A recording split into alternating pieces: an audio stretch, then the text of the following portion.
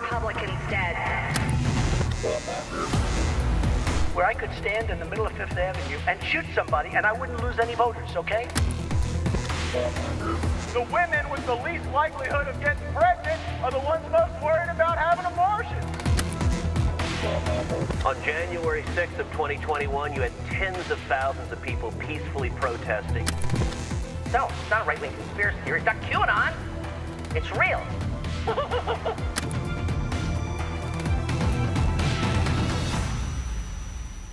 Hey everyone, I'm Stuart Stevens, back in the guest host chair for Rick while he gets some extra rest after being under the weather. Feel better, Brother Rick. I know your listeners miss you. Today on the enemies list, we're talking about Donald Trump's willingness to put the health of our nation, and our nation's children in particular, at risk. RFK Jr. hasn't had his confirmation hearing yet, so we still have a chance of raising our voices in opposition to his dangerous nomination for Secretary of Health and Human Services. He's another Trump pick who wasn't the best person for the job, but Trump chose him because he undermined America's strength and security. A sick, weak, scared population is a compliant one, and it's a common tactic of authoritarian leaders. RFK Jr. is an anti-vaccine advocate and conspiracy nut who's against all mandatory vaccines, including polio and measles. He's already proven he's willing to discourage vaccinating children against dangerous childhood diseases. After Kennedy visited Samoa in 2019 and met with anti-vaccine proponents there, fear of vaccinations skyrocketed, and many parents stopped vaccinating their children against measles. Doctors and nurses in Samoa directly attribute a devastating measles outbreak to the false information RFK Jr. spread there. The outbreak killed 83 people, mostly infants and children. Contact your senators and tell them to put the safety of Americans above politics and vote down RFK Jr.'s confirmation. Today we're sharing Chapter 4 of David Pepper's Trump Project 2025, Up Close and Personal. This chapter tells the fictional story of a middle school that opens its doors to unvaccinated students after Trump returns to the White House and eliminates federal funding for schools with vaccine mandates, a threat he made during the campaign. The disease outbreaks that spread rapidly through the school and community illustrate the real-world implications of not only Trump's policies, but the threat of a conspiracy theorist and anti-vaxxer in charge of our nation's health. You'll hear the story in the familiar voices of Laurie Burke and Leigh McGowan, aka Politics Girl, and Audrey Hackus, Joe Walsh, and others who contributed character voices. People, please share this and all these episodes widely. They're an incredibly powerful way for people to understand what could be in store for us under this new Trump administration, and while there's still time to pressure senators to do the right thing. So here's Chapter 4, the end of vaccine mandates. Sandy Kruger didn't know who was more nervous, Ellie or her. But she definitely knew who was more excited. 11-year-old Ellie was absolutely beaming as they drove the 10 minutes from their home in suburban Denver to Cherry Fork Middle School. Mommy, this is the best day of my life. New friends, new teachers, and new life. Sandy looked back in the rearview mirror, her nerves overtaken by joy. Who doesn't feel that way seeing her daughter smiling from ear to ear? But beyond the smile, it was Ellie's entire look, which she'd spent days perfecting. The new bangs that fell to just above her eyebrows. Every detail of her appearance captured Ellie's excitement about the first day at the new school. At the same time, Sandy couldn't help but feel a sharp pang of hurt. She had homeschooled her 2 daughters for 7 years. 7 years of prepping all those lessons, night after night, week after week. 7 years where most days were consumed with delivering those lessons to 2 little girls, seated attentively in small desks in their living room. Sandy's homeschool duties had been her entire life. So when Ellie cooed, "New teachers!" with such glee, Sandy winced. She'd been the math, English, science, history, and art teacher all wrapped in one. The new teachers were her replacement, and Ellie was excited about them. Their older daughter had always puzzled Sandy and her husband Will. Ellie had always seemed happy learning at home, and they'd worked hard to build a healthy social network with other homeschool kids, along with her church friends. Still, from early on, year after year, especially as summers ended, Why can't I just go to school like the other kids from the street? the homeschooling had always proven successful. Ellie was a strong student and took all her lessons seriously. She'd aced any tests they gave her. Overall, she was a confident and bright kid, responsible too. Then again, she'd been an extrovert since about 6 months old, loved large groups and meeting new friends. Sandy and Will assumed that was the part of her personality that drove her obsession with the neighborhood school. Whatever the reason, it didn't matter anymore. It was happening. I'm so happy for you, sweetie. Sandy said. Almost there. She pulled her black Ford Focus into the right lane of a busy 4-lane road, then slowed as she approached the back end of the long line of cars. As a diverse group of kids crossed the road a few car lengths in front of them, butterflies returned to Sandy's stomach. These boys and girls looked so much bigger than Ellie. 2 of them held phones in their hands. They probably all used social media. Ellie never had. And isn't it great that Jenny and Rhonda are coming to school as well? Sandy asked, shoring herself up. A number of other homeschool students were making the same journey today. For the first time, Jenny and Rhonda had overlapped with Ellie in several activities the local homeschool community did together. Each had spent the night once. It is fun, but I'm so excited to meet new friends too. Of course, but it always helps to already know a few kids at a new school. Jenny and Rhonda's parents had also worried about switching to the neighborhood school. But as with Ellie, the 2 girls were extroverts and wanted to be around the kids from the neighborhood who always talked about how fun school was. So they'd all agreed to do it together. Comfort in numbers. Maybe their little homeschool crew would stick together. Plus, they'd had little choice. There'd been one non-negotiable that had kept Sandy and Will from sending Ellie to the school. But that one obstacle was now off the table, thanks to the most powerful man in the nation. And I will not give 1 penny to any school that has a vaccine mandate or a mask mandate. On the one hand, they agreed with the decision. It was consistent with their own beliefs. Forcing people to inject their kids with dangerous vaccines was just wrong. So they'd always refused to do it. Sandy was just 21 when they'd married and didn't know much about vaccines. But Will, 31, had been insistent. I'm on all these websites, Sandy. I've been doing it for years. I've read all the experts. They say vaccines cause autism, cause heart murmurs. They create all sorts of horrible side effects in kids. He considered himself an expert and had shown her websites outlining the danger of these vaccines to the kids they planned to have. And a lot of the politicians he liked said the same thing. So even when they'd first married, they were committed to homeschooling to avoid the vaccination requirements of the local school. Will had learned even more about the vaccine problem since, getting the latest updates online and through a WhatsApp group he was part of. There is no evidence that I can see that a pandemic exists. There is no evidence that SARS-CoV-2 has... Sandy never looked into it much, but COVID seemed to prove him right. When the president, as a candidate, had announced that he would eliminate federal funding for schools that required vaccines, they'd cheered. Vindication that they'd been right all along. Then, after he won, he followed through and actually did what he promised. 2 months later, weeks ago, the local school announced their response. No more vaccine requirements. All kids from the community could go there, which put Sandy and Will in an impossible situation. The obstacle that had always kept Ellie from going to the local school was gone, and their bubbly, boisterous daughter would no longer take no for an answer. She started asking about it the minute the school made the announcement. Not only that, she didn't want to wait for the fall.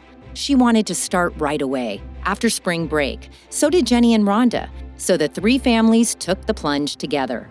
So here Sandy found herself, driving Ellie to school. Mommy, I know you and Daddy worked so hard all those years. Her small hand patted on Sandy's shoulder, sending a shiver of affection down her back. I felt so ready for today because of all you both did for me. I'll never be able to thank you. Any remaining sting disappeared, erased by a jolt of pride. Ellie had always been mature beyond her years, both in her studies, making friends, and in expressing herself emotionally. She and Will were in awe of their daughter. The car inched forward in line. There's Angus. Angus, Angus! Ellie said, as a gangly 13-year-old boy from down the street walked along the sidewalk next to them, hunched from the weight of a full backpack. The other boys walked with him. Angus! She yelled out, knocking on the door. He waved back, smiling. Sandy's nerves fired up again. Except for her cousins, Ellie had never interacted much with boys. Plus, Angus's parents had always struck Sandy as odd, and from all the signs in their yards last year, definitely liberals. They'd lost last year and were probably bitter about it like so many others. As Will said, they needed to move on. Sandy squeezed the steering wheel to calm herself. Ellie's a great kid. She's mature, she's strong, she'll be fine. It was the pep talk Will had given her last night, and the night before that, and all week before that. It's gonna be okay, babe. Look, Ellie's happy, and that's what matters most. And there was no way they could have held her back any longer, not without deep damage to their relationship. Sandy turned the corner into the school driveway and pulled to a stop. Here you go, love, she said. First day of school. Enjoy it. Ellie leaned forward across the center console and gave Sandy a kiss on her cheek. I love you, Mommy. Thank you again. Love you. She scooted to the right side of the car and hopped out. Sandy watched as she bounced to the open double doors of the school, surrounded by a flood of kids of all shapes and sizes, then disappeared. Jenny and Rhonda were nowhere in sight, but Ellie couldn't have cared less. She was ready to go, and raring to go. Sandy pulled away, sobbing. Watching her daughter stroll away so confidently filled her with pride and broke her heart at the same time. They'd done well as a homeschool family for 7 years. Still, her little girl was growing up so fast, and in this new school, it was about to go so much faster. It's hard, babe, but this, it's all about just freedom. As the president said, their new freedom. Will and she had agreed to that last night, too. When we come back after a short break, the story continues as we meet school nurse Stephanie Morris and her daughter Mimi of the fictional Cherry Fork Middle School. You'll see how Nurse Stephanie navigates her role as protector of both her child and all the kids at school.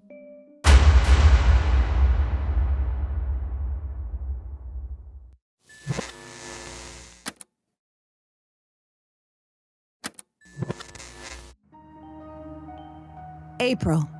Capital Monthly. Stephanie Morris. By Rose Cunningham.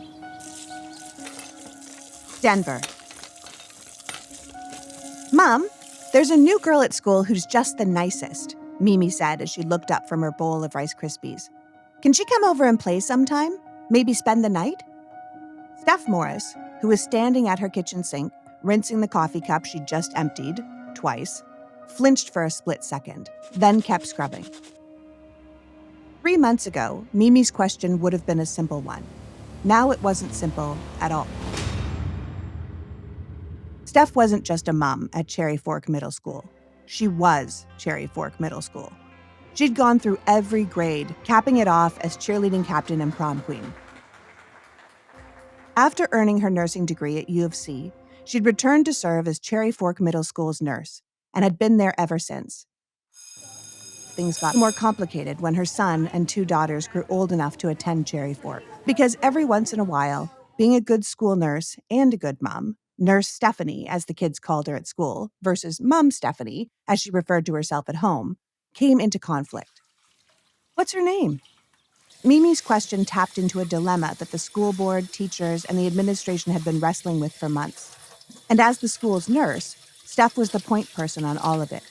Her name's Ellie. She's as nice as can be. Everybody likes her. Steph nodded. Mrs. Weatherby, Mimi's 5th grade homeroom teacher, had mentioned that all 3 new 5th grade girls had fit right in, bringing a welcome spark to the home stretch of a school year already made endless by all the awful politics. Painful, polarizing politics about books, about history, about bathrooms, and most recently about basic health care. Can she come over, Mom, please?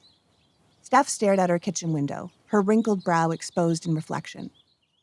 She'd handled all the paperwork for the flood of new kids, from kindergarten to 6th grade, Ellie included, and it wasn't good. No one in Greater Denver appreciated the dangers of it all more than she did, and her own daughter had just called the question. Let me think about it, and I'll check with her parents. Her stomach quivered. If it were Sam or Joni, her other two kids, she'd fret less about the risk. But it was Mimi asking. For 10 years, Steph had been on permanent high alert when it came to Mimi's health.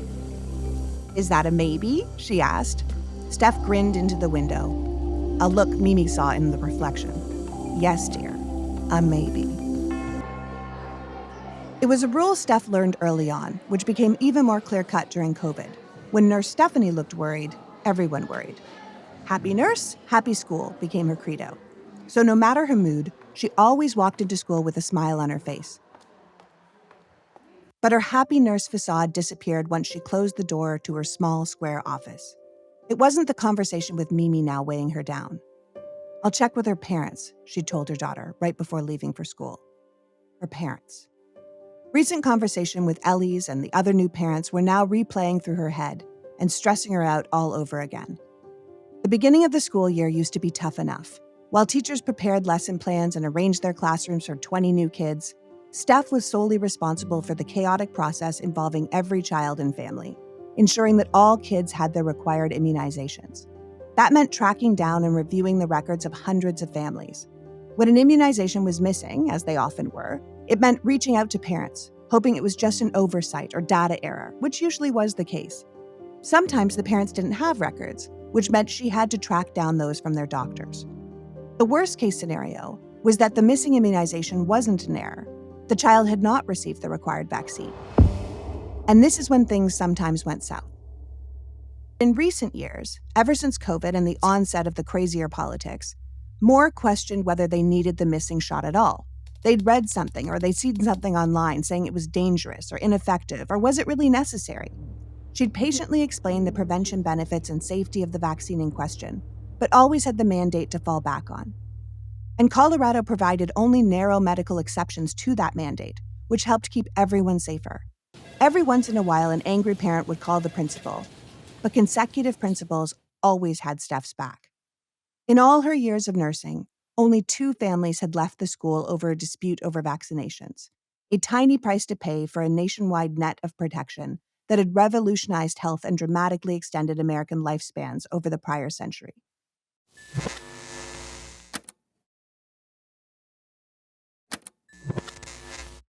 "The good old days," she said aloud as she sat down behind her desk and let out a long breath. That's how she and her network of Denver school nurses now referred to the frenzied start of school process, because it was gone, and for reasons having nothing to do with health. Of all people, the new president of the United States had turned it all upside down. It had struck her as nuts when she'd first heard it, his vague campaign promise to stop funding schools with vaccine mandates. Even though he repeated it in almost every speech, she never took it seriously. Just trying to win votes. Why would anyone want to reverse a century of progress, or endanger kids, or shut down schools? Then, in mid-January, he issued the order imposing the very insanity he'd promised, rescinding federal funding to any school in America that required vaccines. Not just COVID vaccines, but all vaccines. From campaign hot air to the law of the land in one day. Just as bad, the order gave states and school districts just 60 days to make the choice. Unable to take the financial hit, states scrambled to rescind their vaccination requirements, leaving it up to each school district, and almost every school board in America chose to comply, including Cherry Fork. Steph and her fellow nurses had watched it all horrified by the decision and the reckless rush to implement it. Before the order, she diplomatically enforced clear rules, ensuring kids were vaccinated and healthy, with the occasional testy conversation she'd grown skilled at navigating. That old job felt like child's play now. Without a mandate backing her up, her job was pure persuasion, an odd combination of health cheerleader and innocuous saleswoman of common sense prevention, but without any real leverage to keep the school safe. Worse, her sales pitch was largely aimed at families living in anti-vax conspiracy land, arriving at the school pre-triggered about the very topic she planned to discuss. 18 families informed the school that they'd be enrolling their kids the first day after March spring break. And from the first appointment on, the height of her new uphill battle became clear. In the good old days, when parents discussed health matters with her, they saw and heard a health professional giving the best health advice she could, and they listened closely, respectfully. Nurse Stephanie was one of the most trusted figures in the entire school, an anchor. The new families? All they heard was politics. Politics they hated, politics they dismissed. Ironically, Steph had never been into politics. She voted for candidates of both sides over the years and never watched the political shows. But now she found herself politicized, all for doing the medical work she'd always done. And there was nothing she could say to these parents to change that. Even gathering basic information about what immunizations the new students had received proved nettlesome. Diphtheria, she'd ask, seated in a small conference room with wide-eyed parents, usually in a public school for the first time? No. Meningitis, she'd ask of kids 12 and older? No. Another no on the list. Hepatitis A? The parents' impatience grew, signaled through a huff or an eye roll. Steph did her best to maintain a flat, judgment-free expression, a hint of a grin, an occasional nod of the head. Hepatitis B? No. Some parents answered no, not because they knew their child wasn't immunized for the particular disease, but because they'd never been immunized for any disease. But a few openly explained it.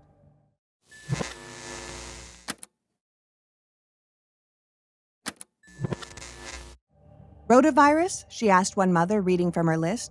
Honey, I don't know what that one is, but he's never had any of them. You can just mark no all the way down. Then there were parents who wouldn't answer at all. Measles? She asked one burly father with a thick beard. You asking this stuff, doesn't this violate HIPAA? This is all our private information, isn't it? I'll just assume it's a no if you don't want to answer. Her list ended on the two best-known vaccines. COVID? Another mother practically yelled. Are masks next? For the final vaccine, Steph modified her tone. And did you get this year's flu shot? To her surprise, a few answered yes, but the majority still said no, although with less hostility. As she completed the list, she braced herself, usually taking a long sip from her ever-present water bottle, because the toughest part of each session was about to begin. A minefield of her own choosing. She and her fellow Denver nurses had made a collective commitment. Most of these folks had never heard anyone, let alone a nurse, explain the health benefits of vaccines to them. They had only been exposed to the opposite, so they had no idea how at risk their kids were. They had no idea that children die every year from the basic flu. Over several calls, the nurses decided they had a responsibility to make the case. Their job was to protect kids' health, and now that included these new kids and their families. So they would walk through the benefits of vaccines, even though they weren't required to. Can I ask you what you know about measles and the vaccine? Steph would ask, mentioning a disease she thought parents would want to hear about. Oh, don't start with me, lady. One father said, slumping back in his chair. Is this the part where you try to convince us to stick our kids with your poison? Move on, ma'am. We're not here for a lecture from you. Our president said we could come here without vaccines, and that's what we're doing. For those that didn't push back on her short measles explanation, she'd proceed to other maladies. But parents' patience ran out within minutes. Listen, we are not going to do vaccines. Never have, never will. You're wasting your breath and our time. Another leaned forward. Is this really part of your job, getting into our private business? We know what's best for our son, and it's not injecting him with those drugs. We're about freedom. From dozens of meetings, she convinced 3 families to take the flu vaccine. But unlike the past, she had no way to confirm they would. Still, 5 potentially safer kids from those 3 families were better than none. But the pit in her stomach from those first few appointments had never faded. She knew too much. It grew even larger when the 26 kids of those parents arrived 4 days ago. As the school's hallway teemed with even more students, all she could think about were those sessions and the list of vaccinations she'd reviewed in each one. Just one of those no's from one of those families could result in the infection of any of the other unvaccinated kids now walking those hallways, along with the high-risk autoimmune kids she'd kept safe all these years. In Steph's mind, they were all dry kindling, piled on top of one another, which made a single infection a dangerous spark, threatening rapid spread. The odds for an individual school remained low overall, she assured herself, especially if everyone followed her prevention measures. She'd added sanitizer dispensers throughout the school hallways. She'd posted bold reminders to wash hands in every bathroom and entering the cafeteria, and she'd made masks available. But across entire states and the nation, odds were that some schools would see outbreaks in the coming weeks, and again in the fall. The flood of new kids all at once was just too much, joining other new kids, plus old kids and staff with health vulnerabilities. Dry kindling piled everywhere. Even low odds, multiplied across all those bodies and all those ailments, meant people were about to get sick. Once vaccination rates fell from 95% or so down to the 70s or lower, the math was brutally predictable. Which meant that soon, one of the nurses in her network would reach out, sounding the alarm, and their network would respond with all the strategies they'd used during COVID. Triage the problem through contact tracing, testing, informing parents of the spread, and shutting down if things got bad enough. Adding it all up, Steph figured school outbreaks were about to become a national story. But as she sat in her empty, quiet office now, that didn't make her feel any better, because she was particularly attuned to even a low risk for one other reason. Not because she was Nurse Stephanie, but because she was Mom Stephanie, haunted by a searing memory. At age 2, Mimi had gotten so sick she'd almost died. What seemed like a mild cold and cough had exploded into a 106-degree temperature and a cascade of alarming symptoms that led to a rush to Denver Children's Hospital in a ventilator. The look of Mimi in that little hospital bed, buried under all that equipment, chest undulating as she fought to breathe, had broken Steph's heart for 4 straight days. And that's when doctors first diagnosed Mimi's autoimmune disease, which made her highly vulnerable to every illness on Steph's list. The next Tuesday, from the same office, Steph led the first regional triage call among Denver school nurses. It felt like COVID all over again. Spring break for East Denver schools had ended in late March. The lead nurse of East Denver told the group that several days back, 3 teachers had first shown cold-like symptoms: congestion, watery eyes, and a runny nose. A day later, 3 of the new unvaccinated kids became equally sick, along with 2 autoimmune kids, all 3rd graders. A day later, their fevers had all spiked. With their entire bodies fatigued, the sick teachers went home. And then came the symptom that stuck out from either a bad cold or the flu. Most of their coughs are followed by a high-pitched intake of air, and that was the tip-off. The next day, tests confirmed the hunch Steph and the other nurses had shared on the call. East Denver had a whooping cough outbreak, and they had to shut down. Right now on Denver 7 News at 5, the push to get more people screened. Too many teachers reported in sick, and substitutes kept turning down last-minute assignments to fill in. If it's already happening in East Denver, it's going to get ugly fast, Steph said on a call Thursday morning. The math was inevitable. The breaking news as the virus spreads. She was right. Stories from beyond Colorado popped up all week, like a rolling wave. Each day brought more stories. The Denver nurses started meeting on a 7:30 Zoom each morning, checking in on one another, sharing best practices, and what they were hearing. It was hard to keep up. Measles broke out at a school in Pennsylvania, Wisconsin, and Texas. Whooping cough in Oklahoma and Florida. Both flu and COVID outbreaks rolled through dozens of states around the country. Chickenpox in 6 states. A middle school in Virginia had to shut down due to meningitis. There was even a polio scare in Kalamazoo, Michigan. Tonight, elected officials National networks broke into afternoon programming to report the news. Unlike COVID, most outbreaks did not envelop entire schools. The adults and kids who were most at risk were just those with pre-existing conditions, or because they were old, or overweight, or infants at home. Steph fumed whenever those "it's not so bad" narratives aired. It reminded her of the loose talk during COVID, from the White House down, as if the fact that it mostly affected seniors somehow made things not so bad. Here, millions of Americans had the very conditions making them vulnerable, Mimi included, and too many sick adults, teachers, bus drivers, and staff meant schools were shutting down for days or weeks. And unlike COVID, where the entire response from national to local could be geared towards one infection, the current crisis involved a wide assortment of vastly different diseases. No community could predict which they'd be hit by, making prevention, testing, and containment far more complex.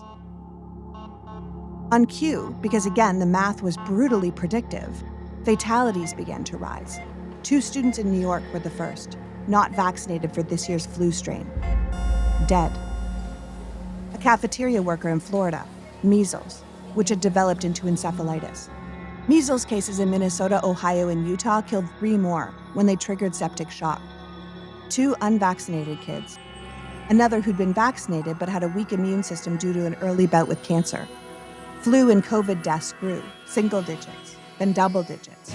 Tonight, a major escalation. The nightly news shared their faces and names, along with gut-wrenching videos of bawling parents. Unlike COVID, young people made up a large percentage of the highly sick or dead, which was traumatizing moms and dads across the country. Another crisis was also brewing. 1 in 5 measles cases ended up in the hospital, and intensive care for some. Since measles was spreading the fastest, this 20% figure was forcing the entire medical and hospital community to scramble for beds. Add it all up, and the president's January order had triggered a countdown on countless time bombs across the country, and now they were exploding everywhere. Some of the worst potential diseases took longer to spread and show symptoms, but Steph knew they had to be coming too. There was no more quiet time in Steph's little office. She spent hours gathering the latest news and implementing every prevention measure she could. She had frequent calls with other nurses and state health officials. The old federal health experts were nowhere to be found. As the news got worse by the day, panicked phone calls from parents flooded her office. Parents of at-risk kids called daily. Worried teachers and staff stopped by asking similar questions. Most of them had kids too. She now eyed the calendar as a scoreboard. 6 weeks left in the school year when East Denver had its outbreak. All was clear at Cherry Fork. "We're okay," she assured the callers. "Nothing yet." On Tuesday of the 5th week, 2 fourth graders complained of cold symptoms, but that's all they turned out to be. But the national avalanche of infection only picked up more steam. Some parents stopped calling and just took their kids out of school. "We're almost at summer," she assured the parents as well as the teachers who checked in person. "We're almost home. No sign of infection." Friday, she sent an all-school email to all parents and staff. All her planning and precautions appeared to be working. Week 4. 4 to go. Tuesday afternoon. Another knock. On a call, Steph opened the door. Her jaw clenched at the sight. "I've got to go," she told the nurse on the line. Standing in front of her, grim-faced, was Mrs. Weatherby, Mimi's homeroom teacher. Next to her stood Ellie, but it was the first time she'd seen Mimi's new best friend frowning, and she looked sickly pale. "Nurse Steph?" Mrs. Weatherby said in a sad, empathetic voice. "Ellie says she's not feeling well." "You're not feeling well?" Steph asked, leaning down while using her friendliest voice to mask the panic inside. "Why don't you sit over here and we can see what's wrong?" As Ellie walked past Steph, the young teacher grimaced in her direction, shook her head. Ellie sat down in a chair where a generation of Cherry Fork students had sat. "What feels wrong, Ellie?" "My throat started hurting a couple days ago, and my nose was running. Now I'm coughing too." She placed her palm over Ellie's head, definitely warm. She confirmed it with her thermometer, 103 degrees. Ellie frowned, but said nothing. Who knows what doctor's visits she's ever had? Many of the new parents didn't seem to have regular pediatricians. "Open your mouth for me and say, ah." At first, nothing stuck out but the red, inflamed back of Ellie's throat, clearly from all the coughing. Then she remembered. "Do you mind pulling your cheeks to the side?" With all the outbreaks taking place, Steph had been reading up on how to detect old diseases now making a comeback, before vaccines had eradicated the need. As Ellie reached her right hand up to her face, Steph noticed the words on the one beaded bracelet around her right wrist. Besties. "Hey, Mimi just added that same bracelet." Ellie beamed for a moment. "Of course she did. We got them together." Then she tugged on her right cheek, and Steph immediately noticed them, just like the pictures she'd reviewed. Tiny white and blue spots on her cheek's inner lining, a dead giveaway. Except for how pale she was, nothing else stuck out. "Ellie, can you turn to the left?" Ellie's lips quivered, clearly getting scared. She turned to her left, and Steph gently twisted the top flap of her ear while pushing her black hair to the side.